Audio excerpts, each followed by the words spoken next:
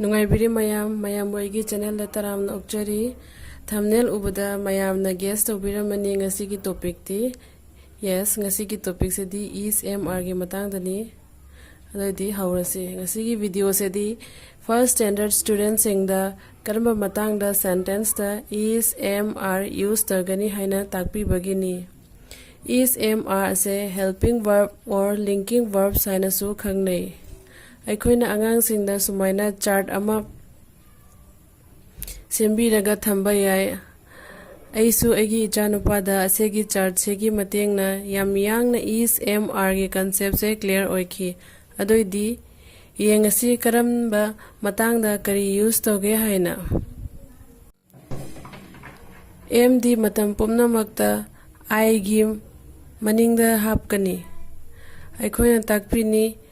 आई बु ओइरबा अदुगी मनिंगदा एम ओइगनी हाइना for example I am happy I am Neeta I am a girl हाइना नेक्स्ट असिना इस तनी इस तना he she it this that singular nouns हाइबदी boy girl cow Rita table book etcetera बु ओइरबा इस हापकनी for example my mother is a teacher he is my best friend it is a book that is a car this is a book she is my sister सुमाइना examples का लोइना न ताआदी आंगांग सिंगसे याम यांग नसु है मथंग दमु येंगसी मथंग से दी आर अखोइना आर डी we you they this those plural nouns की मनिंग द आर हापी प्लूरल नाउन्स हाइबदी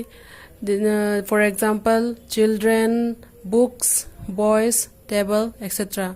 फॉर एग्जांपल सेंटेंस ओइना येंगसी we are playing children are very cute peacocks are dancing they are walking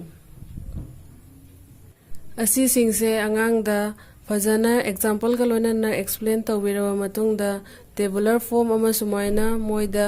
लाउना पहानबिबा असेगी tabular form से 2 to 3 days नोमदा once or twice पहलदी ऑटोमेटिकली आंगांग दो बाय हार्ट ओइरकनी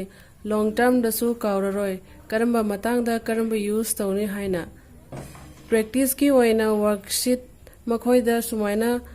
एक्सरसाइज खरा प्रैक्टिस तौहनबा याय मदुदी फॉर एग्जांपल सुमाइना इबीबा copy the fill in the blanks with the correct options haina fruits dash good for health say is oidora are oidora sumaina anga sindha fruits already siga are hapkani fruits are good for health sumaina easy oiba sentence ta jam simple oiba sentence ta moida practice to hangani because next later sumaina example khara fill in the blanks with is am are सिगा हायरनी my name is Reena से दी singular निना मी am खतम होबनिना is हापकनी सुमाइना सिंपल सेंटेंस कर चूज तौरगा आंगांग सिंगदा पीबी गनी कइगनोदि मोय हजिक जामना पिक आंगांग होबनिना अलुबा की मीनिंग दुसु याम खंगबा वाटली अदोना अदुदि करिगुंबा मयामदा एगी वीडियो सेना हेल्पफुल ओइबिरगदी लाइक सब्सक्राइब अमदी मरुप मपांग सिंगदा शेयर तोबिरमु अतुगा सब्सक्राइब तौरबा मतुंगदा बेल बटन दा अमुक नंबिरमु thank you thanks for watching.